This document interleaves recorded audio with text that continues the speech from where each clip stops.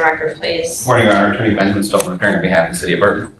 Thank you. Mr. Renfro, if you would state your name. Christopher Allen, House of Renfro.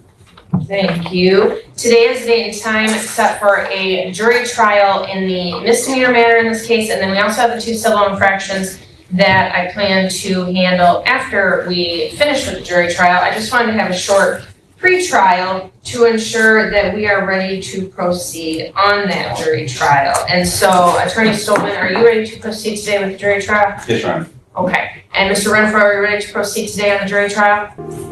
The courtroom wastes no time as the judge prepares for trial, but Christopher Renfro immediately challenges the proceedings. He refuses to consent to the jury trial, insisting the original traffic stop was unlawful and arguing that the court cannot move forward until that issue is resolved. Before the debate can continue, the judge firmly reminds him that once the court begins speaking, everyone else stops. I'm always ready to defend myself, but I still do not consent. I still do not consent to these trials. These are done on fraud. For the tickets were what initiated the stop, and now you're trying to get me on a crime that hasn't even been, we haven't dealt with the initial problem here. So until that's dealt with, how do we know if I committed a crime?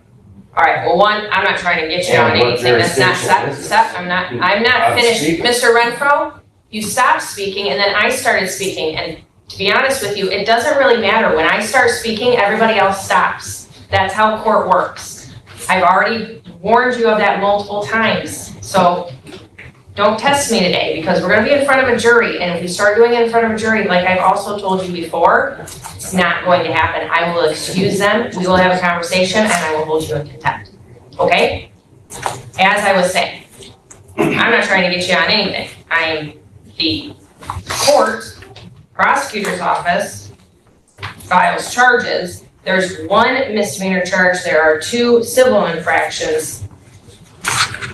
You will have the opportunity in your trial to question the officers and to have those questions answered that you have about why you were stopped and et cetera, et cetera. That's why we have the trial, and that's why we're having the trial. I am well aware that you do not consent to these proceedings. I am well aware that you don't think the legal process in and of itself is legitimate, but the simple fact is that it is, and you are supposed to be here, and we are moving forward with this case today. So what we will do is this. Now that we've established that everybody is ready to go on the jury trial, I will let the jury board know that we are ready and that we are proceeding today. So anyone who has witnesses that need to be here, make sure that they are here. Make sure you have all your documentation in order. If there are any exhibits that the parties wish to present, I would appreciate if you at least try to exchange those exhibits in advance. I know this is a little bit more difficult case than some others, but at least try to do that and let the other person know. Maybe there could be a stipulation or not, that's okay. And then the last thing before we take a break, which is what we're gonna do, we're gonna take a break so that we can handle the rest of the cases that are here, and then we'll start the jury trial. The issues of jurisdiction, I've already ruled that this court has jurisdiction. That's not an issue that gets brought up in front of the jury. I have a right to object. Don't.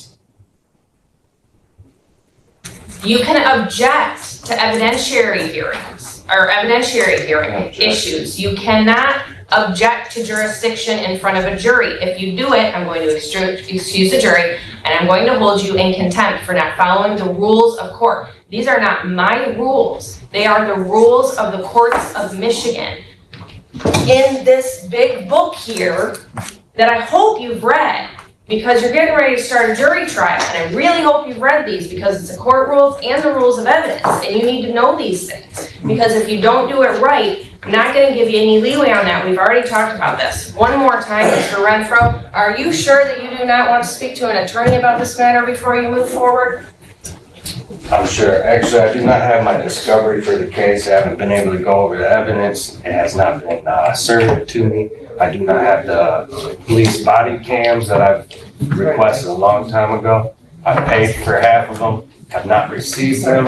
I've not been able to go through any evidence where they're trying to get me on crimes before.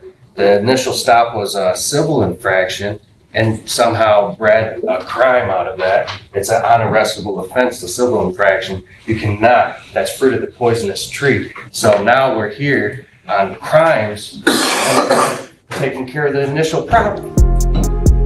After repeatedly questioning the court's authority, Renfro demands the case be vacated and argues the court lacks jurisdiction. The judge responds point by point, explaining that both personal and subject matter jurisdiction have already been established under Michigan law. She warns that these arguments will not be heard again and could lead to contempt if raised before the jury. Even after being offered another chance to consult an attorney, Renfro refuses and chooses to represent himself. So the tickets have to be first, and we're not moving anywhere until we get that clear. And you're in improper jurisdiction, subject matter jurisdiction, and personal jurisdiction. And we're not gonna move nowhere until we get this taken care of. I demand this court to vacate these matters. I say vacate, you say dismiss. Vacate these matters immediately. Done? One, I've already said that I'm not going to vacate, and dismiss is the right word. I already said that. Two, I've already said that jurisdiction is appropriate. We have subject matter jurisdiction in this matter. We also have personal jurisdiction, subject matter jurisdictions, because you're in a criminal court in the state of Michigan. And that is what we are dealing with. In fact, it's a misdemeanor, so you're in the right criminal court being district court. So we have just subject matter jurisdiction. We have personal jurisdiction over you because it alleges that this matter happened in Burton, and Burton is in the jurisdiction of the 67th District Court. So we have both personal and subject matter jurisdiction. Those issues are laid to rest. If you want to bring them up again, you can bring them up on appeal. You will not bring them up again in this hearing because we are getting ready to start a jury trial, and those are issues that are not appropriate to bring up in front of the jury. And as far as your issues of civil infractions leading to misdemeanors, happens all the time, and it is legitimate as established by our Supreme Court. So you can say that if you want to, but your argument is inaccurate. Once again, Mr. Renfro, your argument is inaccurate. You didn't answer my question. My question was, do you want to speak to an attorney before you move forward? I'm a competent man. It's a yes or no? Lawfully competent man, no. No. The answer is no. All right, I've asked you that question many a times now. I don't feel like I need to ask it to you anymore. You've established very clearly that you're going to represent yourself in this matter, for better or worse. Attorney Stoltman, do you have anything that you would like to say in regards to any of the issues that Mr. Renfro has brought up? Judge, I know he has not made a demand for discovery or request for discovery. I'll give him another copy of the police report, which is the only thing he's asked my office for, is another copy. I believe he has made a FOIA request of the city regarding documents. I don't know whether or not that request has been granted, but I don't believe the FOIA request was all relevant to this case. I believe it was for more documents. And I believe, Mr. Renfro, you've stated that on the record previously, that the body cams or whatever those were, that you FOIA'd them. The prosecutor's office is required to turn over to you all of the evidence that they have and all the evidence that they plan to use, and they have done that. We've had discussions about discovery numerous times. We're not going to delay the trial any longer. So we're going to have this trial today. Okay. We have no exhibits that we're planning to introduce. We're just going to have the testimony of the officer and Mr. Renfro if he chooses. Okay. Are you trying to say something? Is the warrant in here? I don't see the warrant. Or the, This is the second time you've been given those documents. Do you have the warrant from last time? Or the other time that someone gave you that? I've asked this court numerous of times for the discovery. I have to have it to fight in the trial. I have to have the exhibits to be able to see what's going on or the moves that were made to get me in this position. So that Answer warrant. the question, Mr. Renfro. The question was last time when they delivered to you the discovery after you refused it. Because you actually said you didn't want it because you were confused about how court rules work.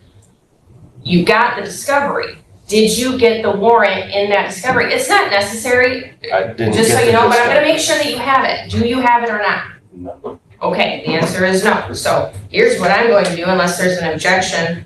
I am going to provide the statements for probable cause as well as warrant and complaint copy out of the file. So Mr. Renfro has that. He doesn't have any complaints about not having it. Mr. Our Attorney Stolman, do you have any objection to that? No. Okay, all right, so we'll make a copy of that, Mr. Renfro, and quite frankly, I'm pretty confident that this has already been given to you, but we'll make you another copy so that you have it right now. I can copy that. Okay, all right, we will pause on this matter and we will come back in not too long and we'll get started on that jury trial. Thank you, everybody. Thank you.